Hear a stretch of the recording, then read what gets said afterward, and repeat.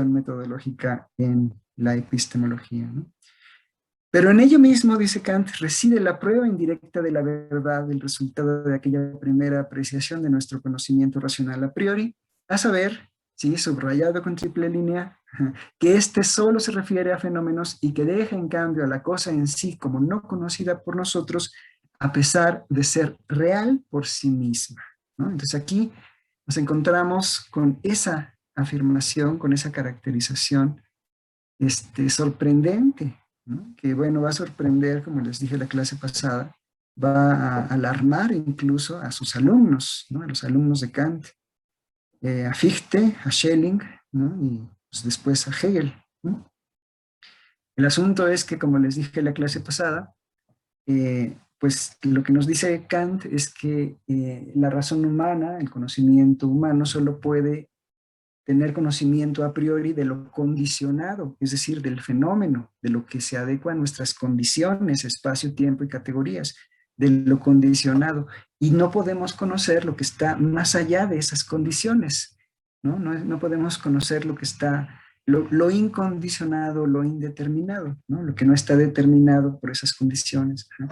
Entonces, al hablar de esta forma, parece que nos referimos a algo allá afuera, ¿no? Al plantear la distinción, al plantear la diferencia de esta manera, parece que nos referimos a algo que existe allá afuera o algo que hay allá afuera, pero no. Es decir, bueno, como dice enseguida Kant, ¿no?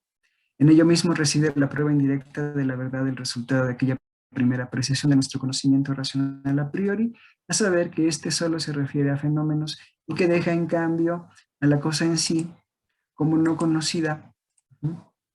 A la cosa en sí como no conocida por nosotros, a pesar de ser real por sí misma. Y a pesar de ser real por sí misma, igual subrayado, encerrado, me acuerdo que lo tenía en mi libro, así encerrado en un círculo, ¿no?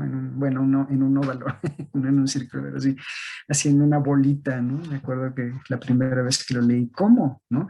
¿Por qué dice eso Kant? ¿No? Si es real, entonces, ¿por qué no se puede conocer? ¿No? Ay, qué terrible, qué tremendo es lo que dice aquí Kant, porque parece entonces pues una contradicción, ¿no? Si la metafísica busca justo eso, lo incondicionado y lo indeterminado, y existe, entonces, pues ¿por qué no se va a poder conocer, ¿no? Uh-huh. Bueno, pero fíjense lo que dice después Kant, ¿eh? Fíjense.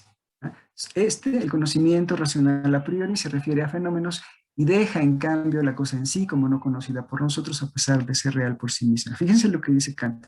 Pues lo que nos impulsa ineludiblemente a traspasar los límites de la experiencia y de todo fenómeno es lo incondicionado que la razón necesaria y justificadamente exige a todo lo que de condicionado hay en las cosas en sí, reclamando de esta forma la serie completa de las condiciones.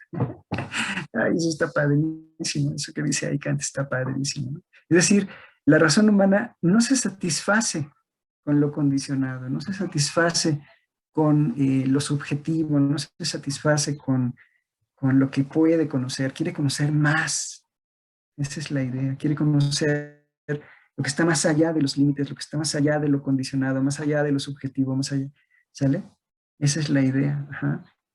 La metafísica o esta disposición metafísica nos impulsa ineludiblemente a traspasar los límites de la experiencia, ajá, y de todo fenómeno. Ajá.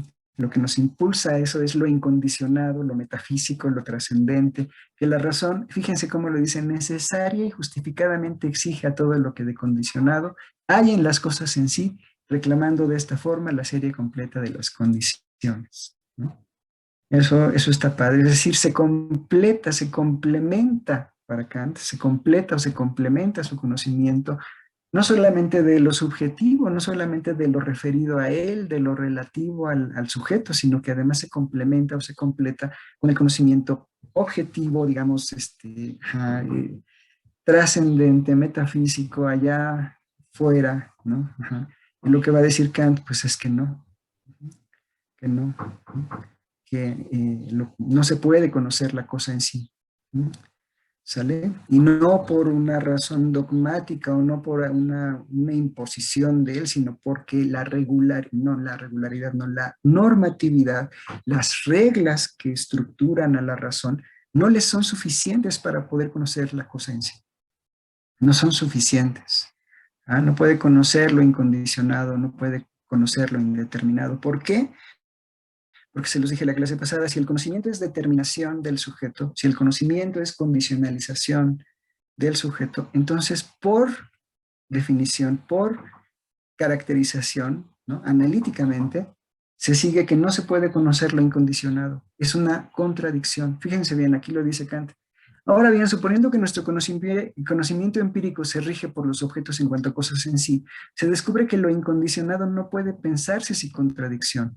Por el contrario, suponiendo que nuestra representación de las cosas tal como nos son dadas no se rige por estas en cuanto a cosas en sí, sino que más bien esos objetos en cuanto a fenómenos se rigen por nuestra forma de representación, desaparece la contradicción. A lo mejor aquí la traducción no ayuda mucho, ¿no?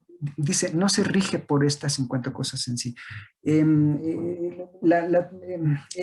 ¿Cómo les diré? En otras traducciones utilizan la palabra regula, no se regula por, y esto creo que ayuda más, porque la idea es que no hay una normatividad externa, la normatividad es normatividad interna, ¿sale? Entonces las reglas que permiten las cosas, las reglas que permiten los objetos, son reglas del sujeto.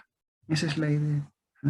No están regidas, no están reguladas, no están normadas por algo externo. Entonces es algo muy importante para quienes les interese la epistemología, la teoría del conocimiento, que están estudiando filosofía porque les interesa la epistemología, la teoría del conocimiento o la filosofía de la ciencia, esto que está diciendo aquí Kant, porque es algo que va a repetirse posteriormente muchas veces. Por ejemplo, en lo que se llama la carga teórica de la observación. Lo que observamos no es puro o libre de teoría o de conceptos. Lo que observamos está cargado conceptualmente. Es posible observarlo, incluso es posible observarlo o reconocerlo, aquello que estamos observando, viendo, porque tenemos un marco que nos permite verlo. ¿Vale? Entonces, toda observación es interpretación, toda observación es inferencial, toda observación está enmarcada teóricamente. Eso es más o menos lo que está diciendo aquí Kant. Todo objeto de conocimiento es un objeto teórico. Todo objeto de conocimiento es un fenómeno. Un fenómeno es un objeto teórico, teóricamente constituido desde el principio, desde la observación misma. ¿Vale? Entonces la pregunta es, ¿podemos conocer lo que está más allá de ese objeto, lo que es como lo independiente de las condiciones? La respuesta es no.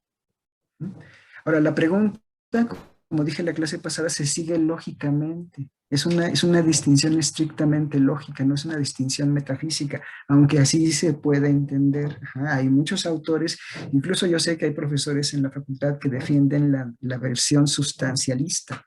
Y bueno, respeto eso, pero fíjense bien, el problema de la versión sustancial o de la versión sustantiva es que Kant dice con toda claridad que no se deben aplicar categorías a objetos que no son de experiencia posible. Entonces, si él dijera, la cosa en sí causa, ¿no? O la cosa en sí existe, entonces caería en una contradicción, en una inconsistencia. ¿Por qué? Porque estaría aplicando las categorías de existencia y la categoría de causa-efecto a una cosa que no es objeto de experiencia posible. Justo lo que hizo Descartes, ¿no? Dios tiene que existir porque causa mi idea de perfección, de infinitud, de Dios mismo en mi cabeza. No la puedo causar yo, nada en la naturaleza la puede causar, ni las matemáticas, ni la geometría. Así que tiene que ser Dios mismo. Aplicar así la categoría de causalidad es ilegítimo. Para Kant ya, no para Descartes. Para Hume ya, ¿no? Ya lo hemos visto. Solo se debe aplicar a fenómenos. Kant lo reconoce también. Entonces sería incongruente, inconsecuente, contradictorio, ¿no? Teóricamente, que Kant dijera algo así. Ahora, fíjense bien, la idea es la siguiente, ¿no? Por si no quedó claro, simplemente para aclarar. de la afirmación del sí, de la afirmación del sí se sigue necesariamente, se sigue lógicamente la afirmación del no, es decir, la negación, ¿no? De la afirmación, ajá, se sigue lógicamente la negación. Eso implica que exista, es decir, hay un compromiso con la existencia del no o de la negación. No, simplemente se está estableciendo la distinción formal. ¿No? Simplemente se establece una distinción formal. ¿No? Entonces, cuando dice Kant, ¿no? ¿Qué es la razón? Fíjense, la razón, dice, aquí está en esta página. Lo que nos impulsa ineludiblemente a traspasar los límites de la experiencia y de todo fenómeno es lo incondicionado. ¿Que quién, yo, Kant? No, la razón necesaria y justificadamente exige a todo lo que de condicionado hay en las cosas en sí. Es decir, busca, anhela necesaria y justificadamente la razón, no yo, aquello que es incondicionado e indeterminado. Dios, el primer motor inmóvil, la libertad, todos esos objetos, esos nómenos, caen en esa esfera, ¿no? Esa esfera que para el conocimiento teórico es simplemente intocable. Entonces, es la razón la que postula, ¿no? Lo incondicionado como existente, la cosa en sí como existente, la cosa en sí como causa de, bla, bla, bla, bla, bla. Y lo que Kant va a tratar de plantear es que la razón debe tener cuidado justo en esos, al utilizar esas herramientas, las herramientas del entendimiento, los conceptos puros del entendimiento. Categorías como existencia, causa, efecto, universalidad, no pueden aplicarse así. Esa es la educación que busca Kant, su proyecto pedagógico, ¿no? Que la razón se dé cuenta de eso. Y que pues al final se dé cuenta de que esto que dice, ¿no? Que reclama de esta forma la serie completa de las condiciones, porque no solamente tendría lo condicionado, sino también lo incondicionado, lo relativo, tendría lo absoluto, ¿no? No solo lo subjetivo, tendría lo objetivo perfecto y pleno. Y eso pues no lo puede tener si considera que su conocimiento se dirige a las cosas en sí. No, el conocimiento universal y necesario solo se dirige a los fenómenos. Y puse un ejemplo en la clase pasada. Si los experimentos de Newton revelan la luz como es en sí misma, es algo que Newton cree, algo que Newton piensa con firmeza, pero Kant dirá no, en lo absoluto. ¿Por qué? Porque eso que tú observas a través del experimento es un objeto condicionado teóricamente. ¿Qué me estás diciendo, Kant? ¿Quieres decir que lo estoy creando yo? No. El contenido material del fenómeno debe ser dado, pero los conceptos con los que articulas el resultado de tu experimento son conceptos teóricos. Entonces hay una mutua asociación, una mutua coincidencia entre lo dado y lo puesto por el sujeto. No es la cosa en sí, es un objeto teórico, un objeto constituido teóricamente. Entonces, lo que parecería ser un develamiento para Newton, un develamiento de la cosa en sí, para Kant no es más que una nueva construcción teórica. Eso es todo. Entonces, si lo pensamos como cosa en sí, caemos en contradicción. En cambio, si lo pensamos como objeto teórico, ya no. Según Kant, ¿no? Después van a haber otros problemas. El relativismo, por ejemplo, en fin, ¿no? Más adelante, ¿no? Pero ahorita esa es la idea, ¿no? La idea es que las condiciones de posibilidad del conocimiento universal y necesario están en el sujeto, ¿no? Están en el sujeto. Y están tan en el sujeto que hasta desde la observación misma, desde la percepción, ya estamos categorizando, ¿no? Ya estamos ordenando, ya estamos jerarquizando, ya estamos, pues eso, interpretando. ¿No? ¿Cómo les diré? ¿Cuál era la palabra? Es eh, algo que ocurre de manera estrictamente lógica, ¿no? Algo que ocurre, no, ni siquiera lo está planteando de manera natural, como en Hume, un naturalismo, no, es una determinación de carácter lógico. ¿No? Bueno, muy bien, entonces este es el pasaje en donde surgen todos los problemas que después se van a desarrollar hasta Hegel. Ajá, este es el pasaje, pues, de una nitidez deslumbrante, ¿no? ¿Cómo les diré? Claridad conceptual, ¿no? Lo que está diciendo aquí, que realmente, bueno, pues es uno de esos pasajes que pasan a la historia de la filosofía, de la historia de la epistemología, como una clave, ¿sí? ¿Por qué el profesor Kant dice que no se puede conocer la cosa en sí, luego dice que es real? ¿En qué sentido dice que es real? Bueno, pues lo desarrolla ahí mismo en esas líneas, ¿no?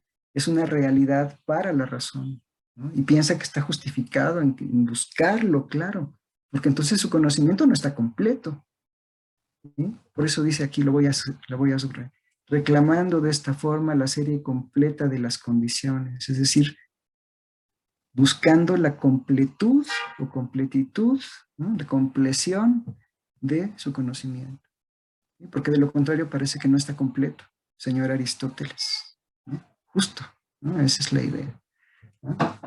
¿Sí? Por eso propone el primer motor, ¿no? Como un límite a ese regreso infinito, ¿no? En fin, bueno, pues ahí está esa parte. Bien, eso es algo que quería mencionar. Otra parte que también yo decía, híjole, es que solo lo expliqué y lo dije, pero no lo ubiqué en el texto y es importante que lo tengan en mente, ¿no? Que lo tengan claro en el texto. La distinción entre conocimiento y pensamiento, conocer y pensar. Ajá, estoy en la página 19. Ajá. De ello se deduce que todo posible conocimiento especulativo de la razón se haya limitado a los simples objetos de la experiencia, es decir, a los fenómenos. No obstante, hay que dejar siempre a salvo, y ello ha de tenerse en cuenta, que aunque no podemos conocer, fíjense, hasta les dije, ¿no? Esa palabra está en cursivas, ajá, y no lo tenía abierto, pero lo recuerdo perfectamente. No podemos conocer estos objetos como cosas en sí mismas, si ha de sernos posible al menos pensar. Y entonces aquí está la nota al pie,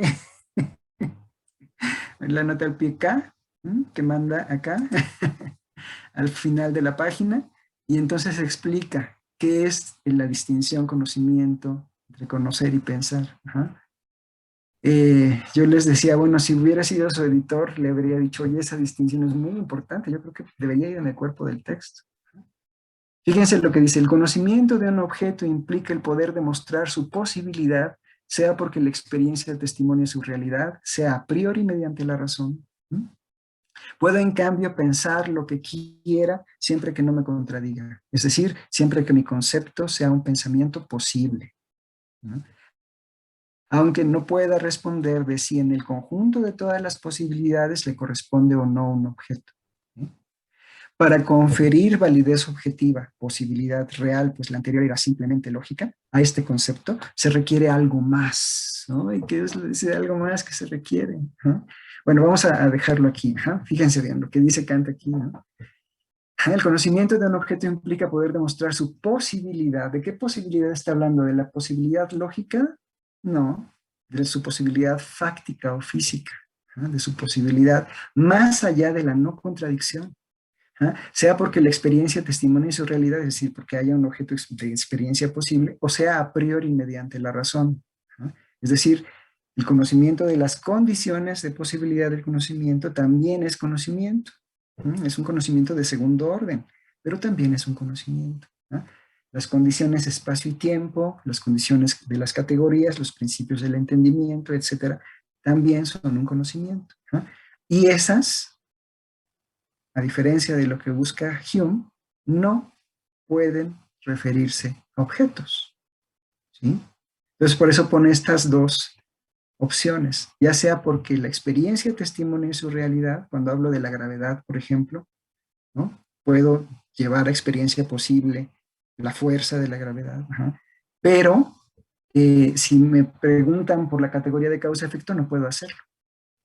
No puedo hacerlo. Ya después les diré por qué. Ahorita simplemente escuchen esto y tómenlo en cuenta. Si me preguntan, ¿cuál es la intuición simple de la que se deriva la idea de universalidad? ¿Cuál es la intuición simple de la que se deriva de la que genera la idea de sustancia propiedad, las categorías de Kant? Él diría, pues no puedo llevar estas categorías a experiencia porque las categorías son puras. Las categorías son independientes de la experiencia, son puras a priori. ¿Qué quiere decir? Bueno, pues que ni se generan a través de la experiencia, ni se pueden validar a través de ella. Por eso pone estas dos vías, ¿no?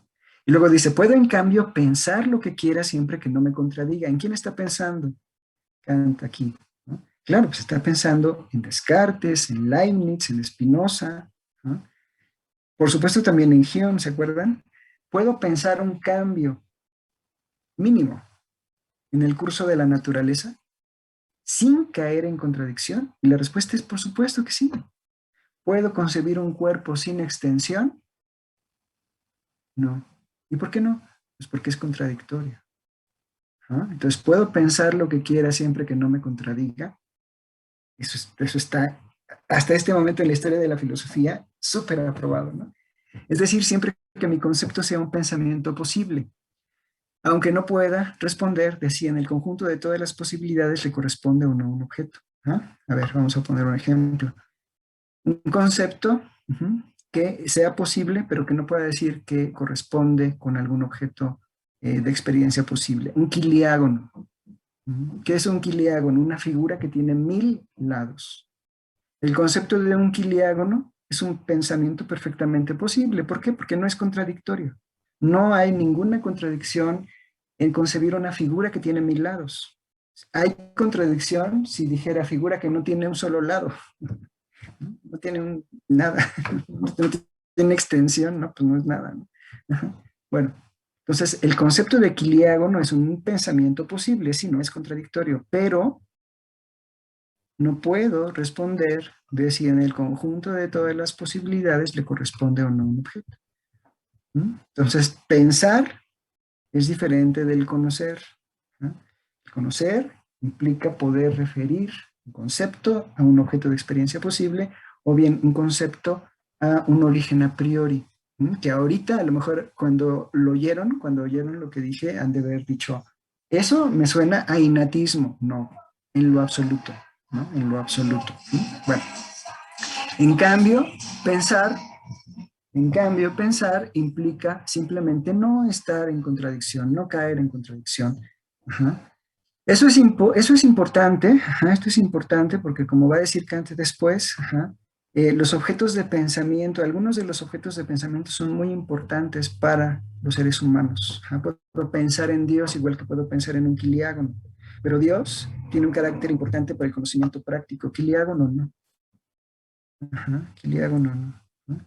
Puedo pensar en Dios, pero no lo puedo conocer, ¿vale? No lo puedo conocer teóricamente a través de la ciencia, de las ciencias empíricas, de las matemáticas, de la geometría. No puedo, ¿no? Por más que Leibniz pensara lo contrario, que me acerco a Dios cuando estudio las matemáticas o que me acerco al conocimiento de Dios cuando estudio la geometría. No, no es cierto, ¿no? ¿No? Porque si no pueden ser creadas por algo natural y no pueden ser creadas por algo humano porque son perfectas e infinitas, entonces tuvo que haberlas creado, tuvo que haberlas causado Dios mismo. ¿No? Entonces por eso Leibniz pensaba que mientras más estudiaba la naturaleza matemáticamente, más conocía a Dios, pero pues eso es, ya en el caso de Kant, ya para la época de Kant, eso es imposible, es una contradicción y eso es lo que es importante, es contradictorio. Mientras más condiciono la naturaleza, mientras más la conozco con mi conocimiento, con mis condiciones, más me alejo justamente de esos entes, justo. ¿No? No conozco a Dios. No, es más, no lo requiero. No lo requiero. Eso es todo, eso es lo que es tan importante. ¿Vale? Mientras que Hume nos plantea un escenario en donde no se requiere la metafísica pues sí, por las contradicciones y porque además Hume es un autor que, como ahora se dice, bueno, como en su tiempo se decía de Feyerabend, ¿no? Que le gusta que le gusta escandalizar. Hacer a las personas entrar en shock. Él mismo lo decía. Ajá. Bueno, a diferencia de esta posición como más personal, ¿no? Kant lo plantea desde un punto de vista estrictamente lógico, ¿no? Si el conocimiento es determinación, es condicionalización, voy a poder conocer objetos de experiencia posible.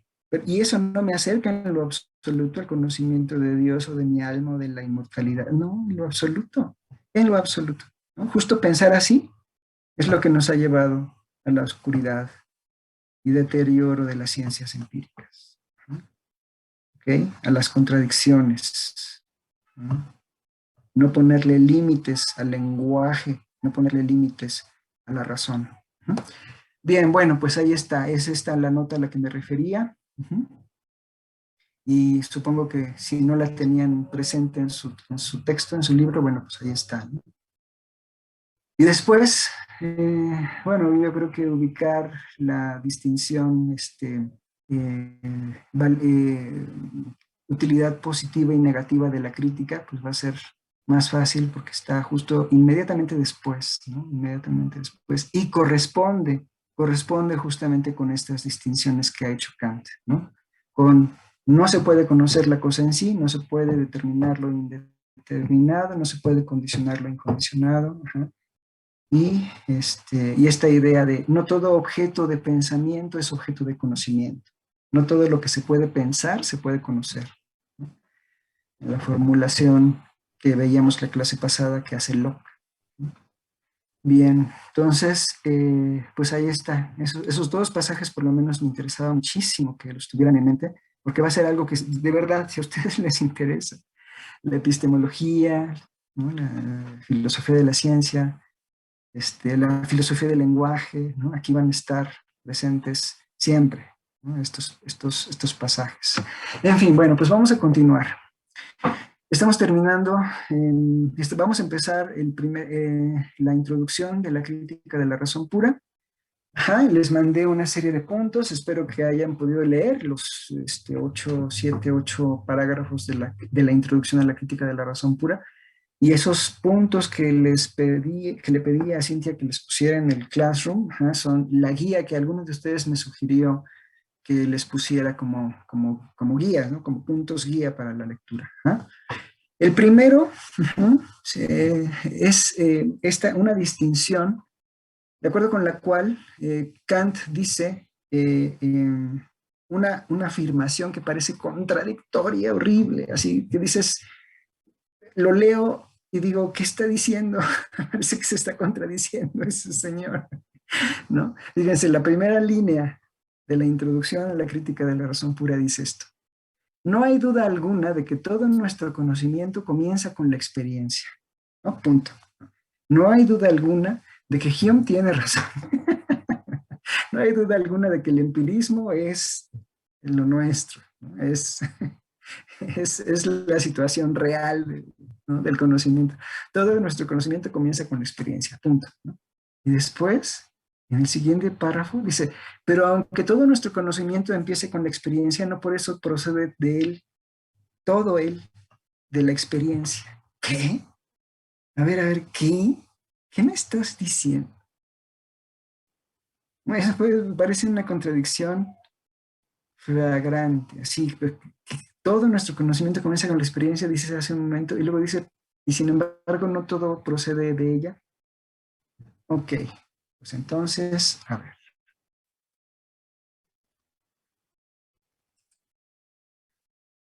¿Dónde está? Aquí. A ver, vamos a hacer este experimento, no lo he hecho antes, así que no sé si vaya a funcionar, pero pues vamos a intentar hacerlo. ¿Ustedes ven esa cuadrícula? Sí. Ah, perfecto. Bueno, pues aquí voy. Ajá. Fíjense bien, comenzar con, ¿sí? Todo conocimiento comienza con la experiencia y sin embargo no todo él procede de ella. Ajá. Comenzar con proceder de. ¿Sale? Eso es lo que dice. Todo el conocimiento comienza con la experiencia. Ujú. Bueno, debemos entender que primero pues hay que concederle a Kant que no se contradice, ¿no? Hay que concederle que es lo suficientemente pues eh, racional como para no caer una contradicción, como lo que parece que está diciendo. ¿Ah? Lo segundo es tratar de establecer una distinción, y él la hace, solo que no aparece ahí. ¿Ah?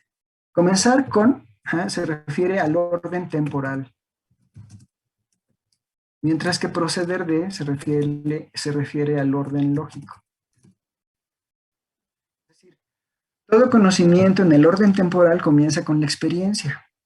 Eso significa, estoy de acuerdo contigo, Hume, no hay conocimiento innato, no hay ideas innatas, no hay conceptos innatos, estoy de acuerdo contigo.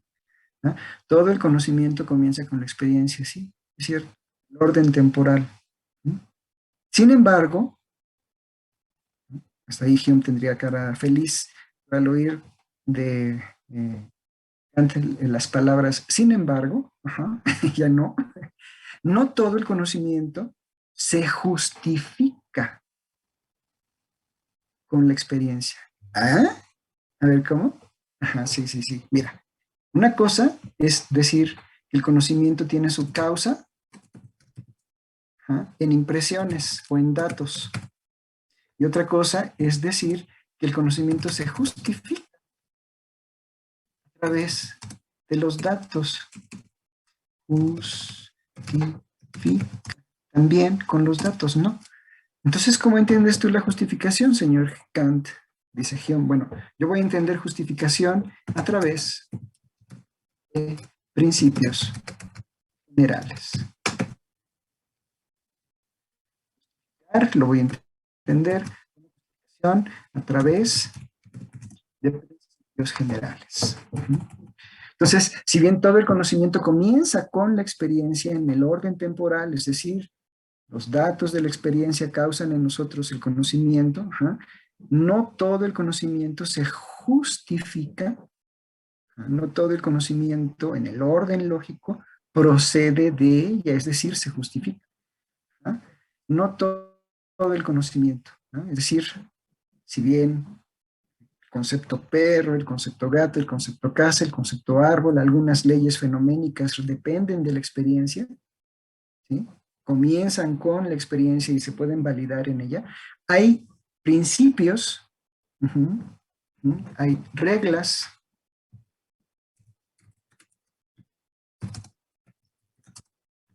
incluso leyes, que son independientes de ella.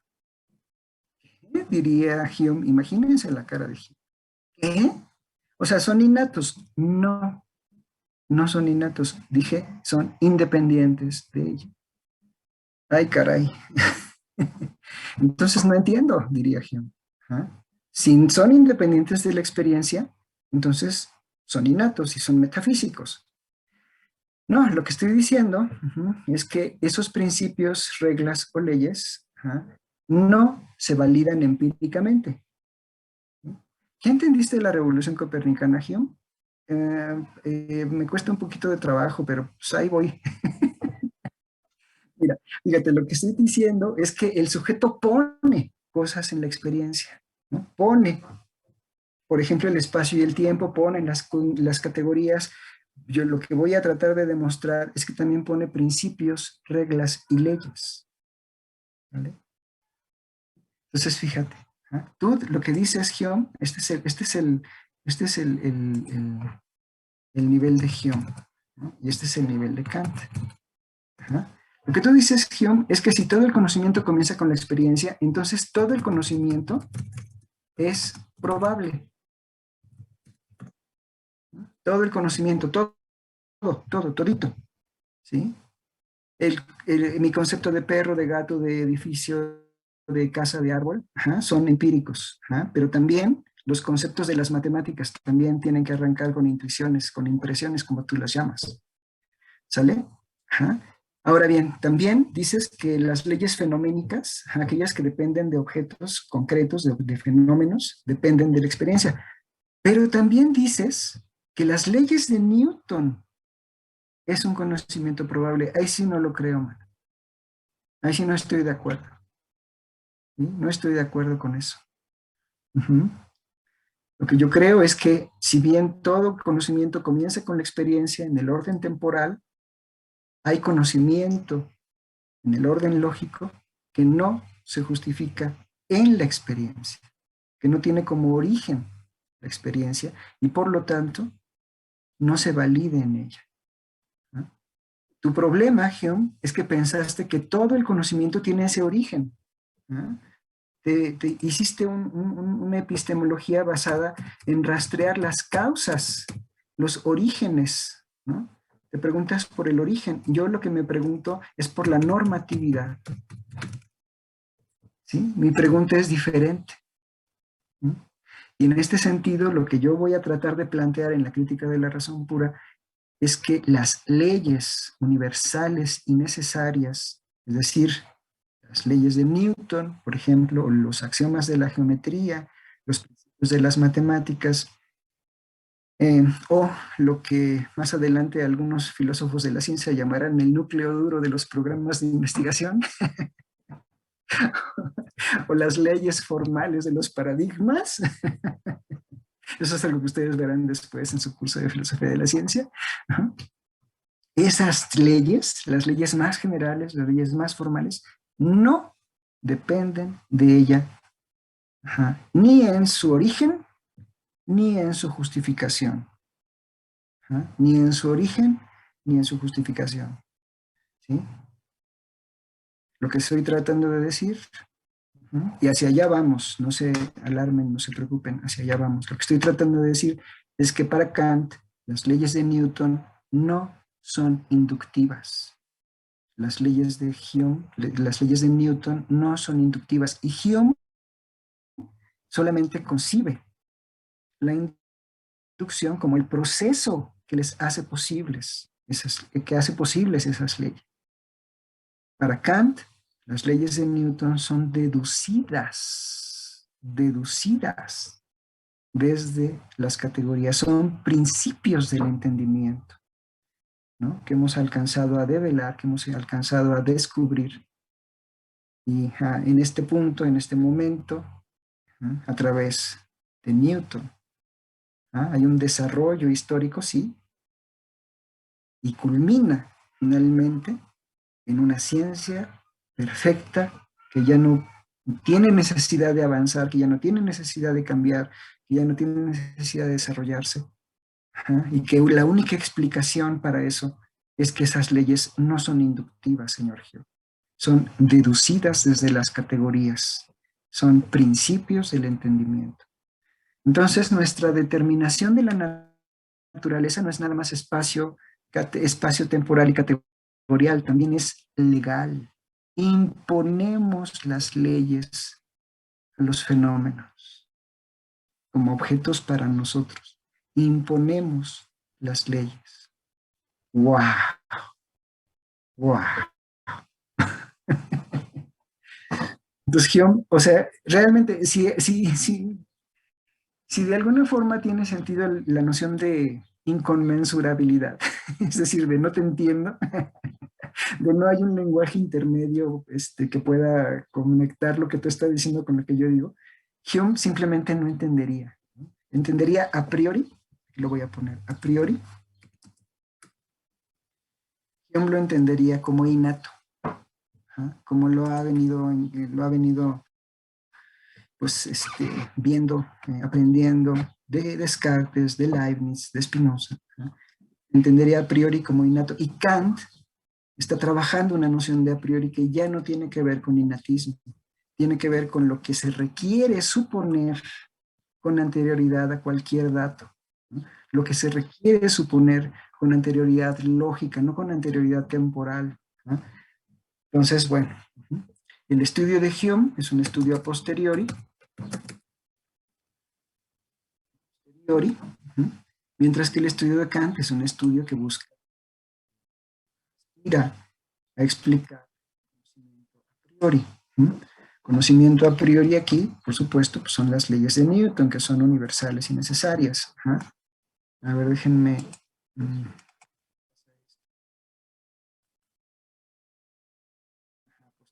a priori, ¿ok? Y entonces, a ver, ¿qué más puedo hacer para que... Y entonces, este a priori, que no es, lo voy a poner aquí, no implica atismo, no sería, yo creo, realmente sería difícil aceptar esa noción de a priori que no implica innatismo. Sería muy difícil, ¿no? Realmente aceptar esa noción, ¿no? Entonces, bueno, la idea es que mientras Hume hace un estudio cuya base es el inductivismo,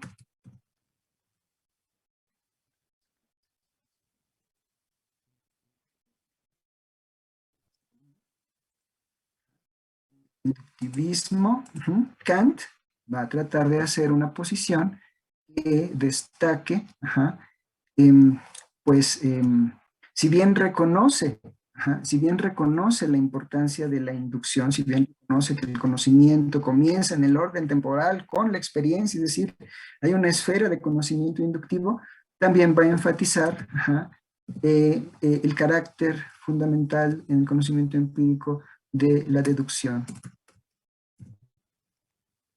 ¿Vale? Entonces, esa es la razón por la que eh, ¿cómo se llama? Esta afirmación de Kant parece tan, ¿cómo les diré? Contradictoria. Parece caer en una contradicción. Si bien todo el conocimiento comienza con la experiencia, no todo él procede de ella. ¿Sale? Esa diferencia tiene que ver con estos dos órdenes. En el orden temporal, todo el conocimiento comienza con la experiencia, con los datos, y hay conocimiento que es conocimiento probable, sin duda, pero no todo procede de ella. ¿Cuál es la base para poder decir esto en Kant? Pues hay conocimiento universal y necesario. Y lo voy a poner aquí abajo. Es un hecho que hay conocimiento a priori. Es decir, universal y necesario. ¿Cuáles son sus ejemplos? Las tres leyes del movimiento y la ley de la gravitación.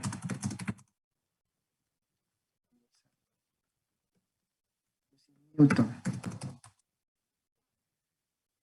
Es un hecho. Son universales y necesarias. Si nos ceñimos a tu modelo, Hume, en donde el objeto es el que tiene la importancia, no podemos tener conocimiento universal y necesario. Todo el conocimiento es probable. Pero tu problema es que te preguntas por el origen. Todo el tiempo te estás preguntando por el origen de la idea de necesidad, el origen de la idea de identidad personal, el origen de la idea de unidad del objeto. ¿Y? Tu problema es que haces un estudio a posteriori del conocimiento a posteriori, eres un inductivista. Hume diría, pues sí, ¿no? ¿Por qué no pondría naturalismo? Bueno, porque la noción de naturalismo en Hume realmente es una interpretación que nace en el siglo XX. ¿Sí? O sea, la idea de que Hume en realidad sí responde los problemas y los responde desde una esfera natural, desde una esfera que llamamos naturalismo. El naturalismo humeano es algo que se desarrolla en 1930 y pico, el siglo pasado. Entonces Kant no podría decir eso. En cambio, dice Kant, si lo que queremos es explicar que hay conocimiento universal y necesario, no podemos ceñirnos a este modelo. No podemos ceñirnos a este modelo inductivista. Tenemos que buscar si esto es un hecho, que lo es, ¿no? Nunca en la historia de la filosofía natural, en la historia de las ciencias empíricas, de la filosofía en general, habíamos llegado a este momento. Tenemos que explicarlo, ¿no? La sociedad ya no se contenta con explicaciones tontas, locas. Hay que hacerlo lógicamente, dice Kant. Entonces, lo que tenemos que hacer es primero aceptar la revolución copernicana. ¿Sí? No es el objeto el que determina el conocimiento, sino el sujeto el que pone las condiciones para el conocimiento. Y entonces podemos hacer esta distinción. Si bien todo el conocimiento comienza con la experiencia, no todo él procede de ella. hay conocimiento universal y necesario. ¿Cómo lo explicas, Gion? ¿Qué diría Gion? Mano, yo no tengo que explicar nada. Si tú crees que es conocimiento universal y necesario, demuéstralo. Yo te mostré, haciendo un tratado de la naturaleza humana, una investigación fisiológica, psicológica, que el ser humano no puede llegar a hacer eso, pero tú partes de, ¿ah? El resultado de la probabilidad del conocimiento es una consecuencia de mi trabajo. Y tú, en cambio, estás partiendo de eso como un supuesto. Demuéstralo. Ah, bueno, se talla las manos Kant y dice, pero por supuesto que lo voy a hacer. Claro que sí, dame 554 páginas para mostrarte que eso es posible. Ajá. Que por lo menos, fíjense bien, lo voy a plantear así, que por lo menos hay un sentido en el que se puede decir que son universales y necesarias. ¿Sí? Para Hume, lo voy a poner acá abajo, para Hume, ¿sí? Comprometerse con la idea de conocimiento universal implica necesariamente la metafísica. No hay de otra. Necesariamente, para poder explicar la universalidad y necesidad del conocimiento universal y necesario, bueno, el conocimiento a priori, pues, se requiere de la metafísica. No hay de otra. ¿Ah? Y lo que Kant va a tratar de hacer, lo que Kant va a tratar de mostrar, y ese es el reto de Kant, realmente ese es el reto de Kant. Tratar de explicar esto, conocimiento a priori, ¿no? Lo voy a abreviar así, conocimiento universal y necesario, sin recurrir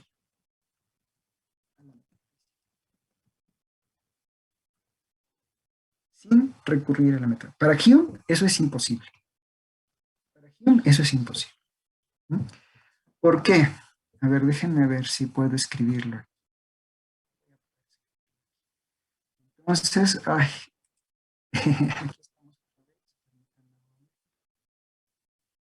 Para Hume eso es imposible. ¿Por qué? En la relación sujeto-objeto, ay Dios mío, en la relación sujeto-objeto, ajá, las condiciones de universalidad tradicionalmente, ajá, para Descartes, para Spinoza, para Leibniz, han estado acá. Ay Dios mío, universal y necesario. Esta U y esta N, bueno, esto que parece, ay, por favor, esta U y esta N significa universal y necesario, ¿sale? Son condiciones metafísicas. No están ni en el sujeto ni en el objeto, son condiciones metafísicas, ¿sale?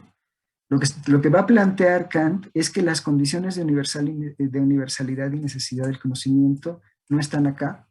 Hume nos muestra que tampoco están acá y por lo tanto tienen que estar acá. Ay, esta era una palomita. Entonces, si están aquí, en el lado del sujeto, ¿sale? Eso implica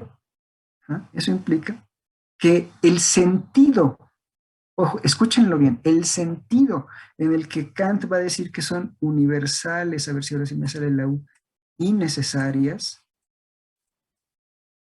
no va a ser este.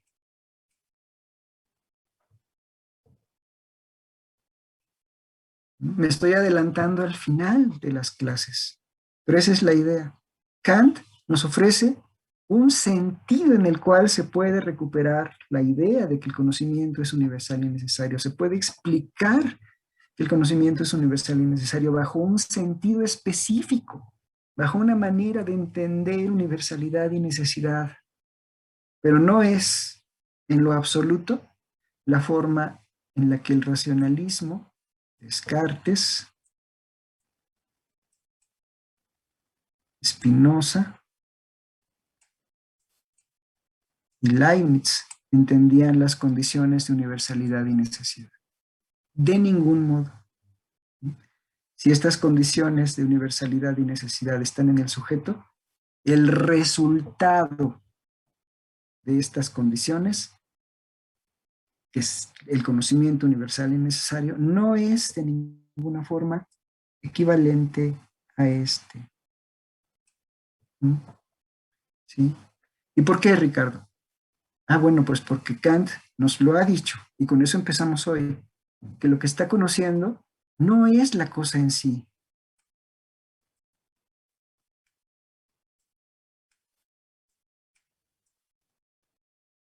sino los fenómenos. ¿Sale?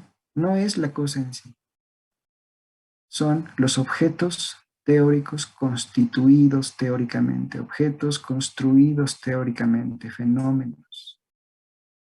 ¿No? Por eso es que es posible hablar de universalidad y necesidad referida al sujeto, a la construcción subjetiva del universo, ¿sí? Teóricamente, desde el punto de vista estrictamente teórico. ¿No? Lo que va a haber, lo que estamos viendo ahora entonces, es que estas condiciones de universalidad y necesidad del conocimiento que habían planteado Descartes, Spinoza y Leibniz son metafísicas porque pretendían hablar de las cosas en sí, de las cosas tal cual son, con independencia de estos que son los límites de la razón, ajá, y que dogmáticamente ellos simplemente se pasan por el arco del triunfo, ¿no? Olímpicamente. Entonces, como consecuencia de la revolución copernicana, por eso empezamos ahora con eso, no podemos conocer las cosas en sí, no Descartes, no Spinoza, no Leibniz, solo podemos conocer los fenómenos. Uh-huh.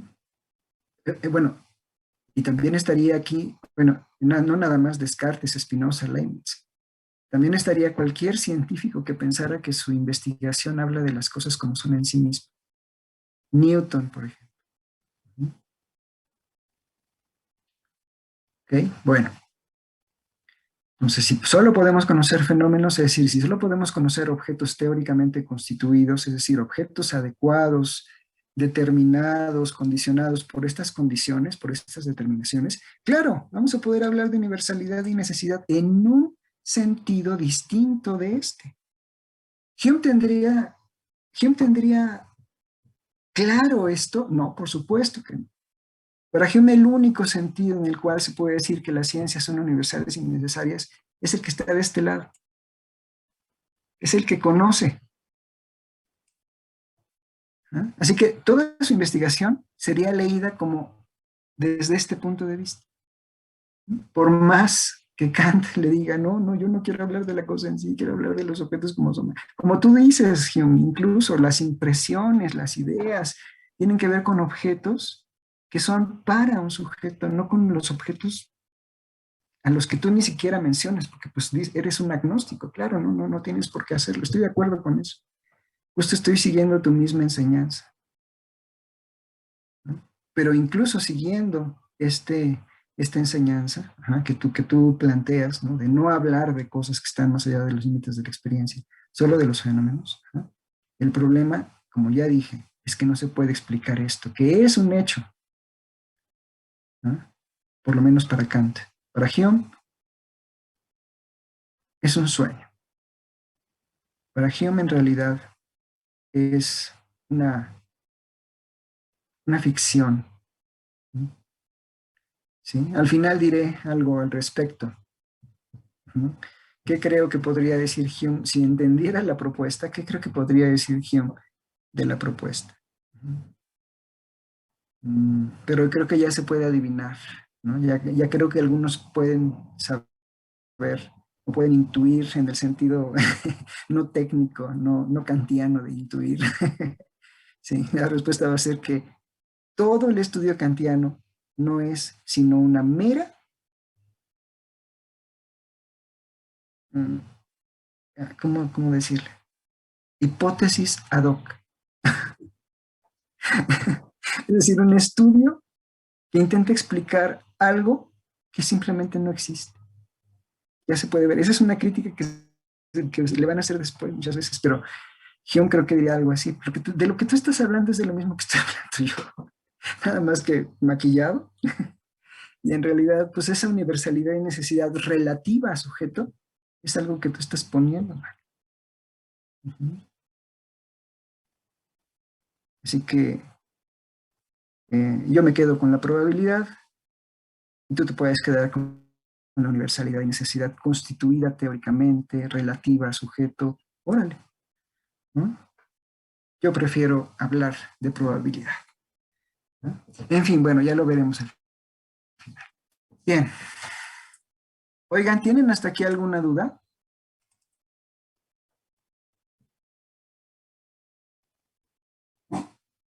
No, Rosel.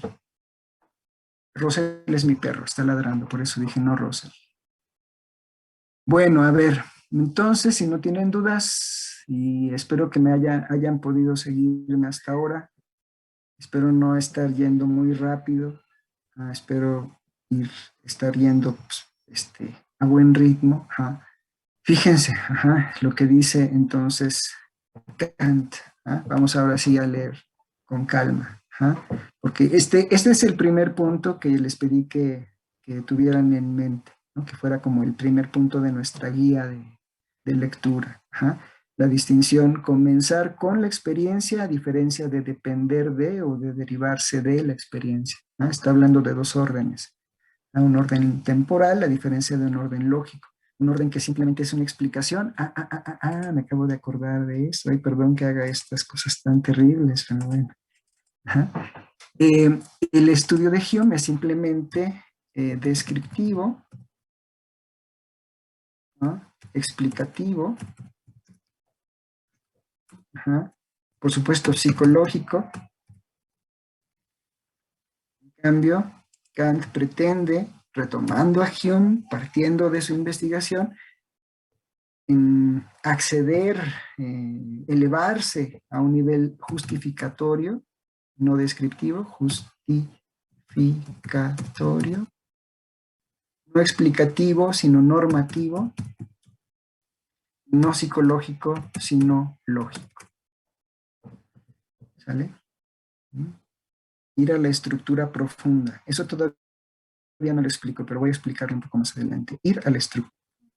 Incluso asumiendo que Hume tiene razón, ¿ah?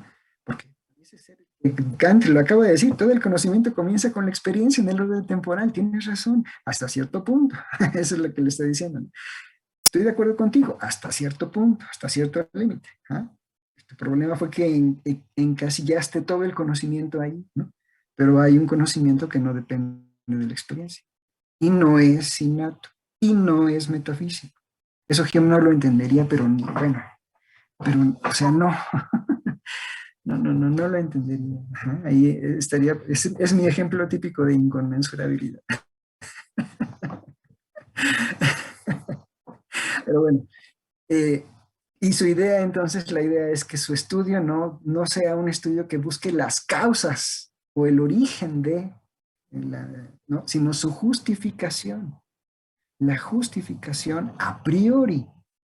¿No? Por eso es que pongo ahí normativo y lógico. ¿No? Normativo, un estudio normativo y también lógico. ¿No? Bueno, entonces, Hume hace una, eh, eh, eh, vamos a llamarla así, epistemología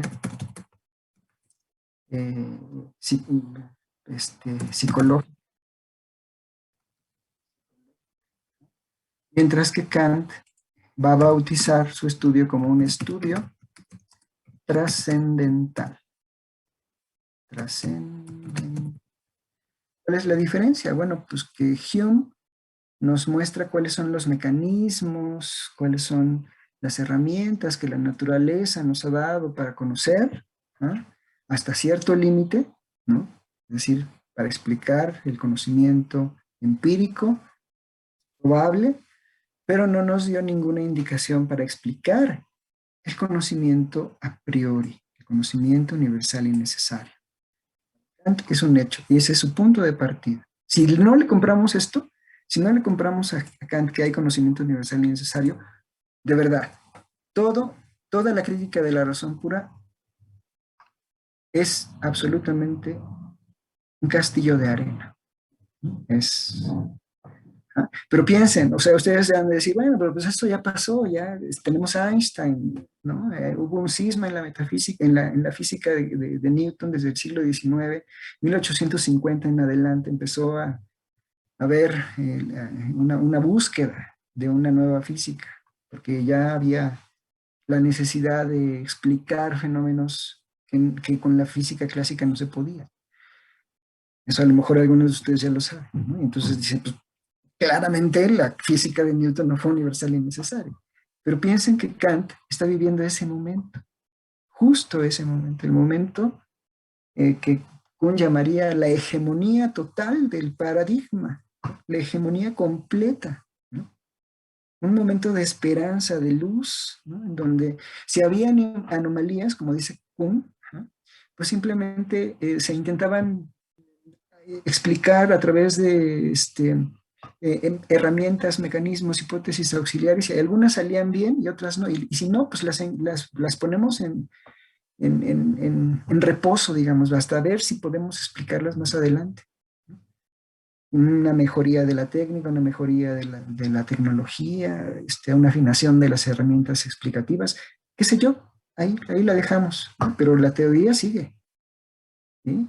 Había anomalías, por supuesto, casi desde el inicio de la teoría de Newton, pero también había hallazgos sorprendentes, como jamás antes había habido. Muy, muy importantes. Así que, pues, había que explicar eso. Y Kant piensa que se puede explicar. Bueno, entonces, el asunto es que es un hecho que hay conocimiento universal y necesario, y por eso es que se puede proceder en lugar de estudiar las causas del conocimiento, estudiar las reglas o principios que justifican ese conocimiento universal y necesario. Justificar a través de principios generales, ¿no? Que también son, por supuesto, a priori. Entonces, bueno, hay grandes diferencias entre uno y otro, pero sí hay una diferencia fundamental. Para Kant, no todo el conocimiento comienza con la experiencia. Hay uno, que es conocimiento a priori, que se explica de otra forma, que se justifica de otra forma, no es empírico, y por eso va a buscar hacer un estudio de este corte. Un estudio en el que el objeto de estudio de este estudio, que el objeto de estudio de esta teoría del conocimiento no sean las causas, ¿no? Sino la justificación, las condiciones que hacen posible el conocimiento universal y necesario. ¿Ah? Las condiciones que hacen posible el conocimiento universal y necesario. ¿Ah? Entonces, eso lo voy a completar aquí abajo. ¿Ah? Esta sería la primera premisa. ¿Mm? Es un hecho que hay conocimiento universal y necesario. ¿Mm? Segunda premisa de este argumento, que es un argumento trascendental, es cuáles son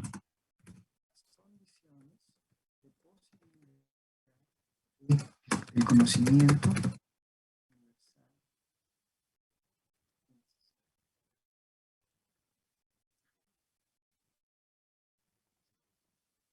argumento trascendental, ¿ah? Y conduce justamente a este tipo de investigación.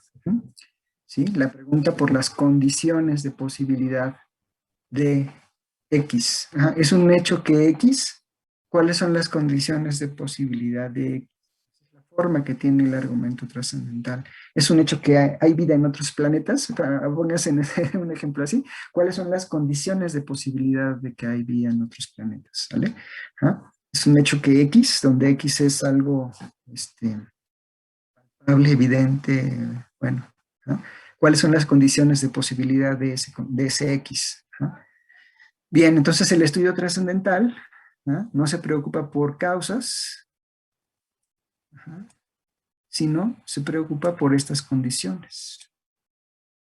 Por eso es un estudio trascendental, es un estudio formal,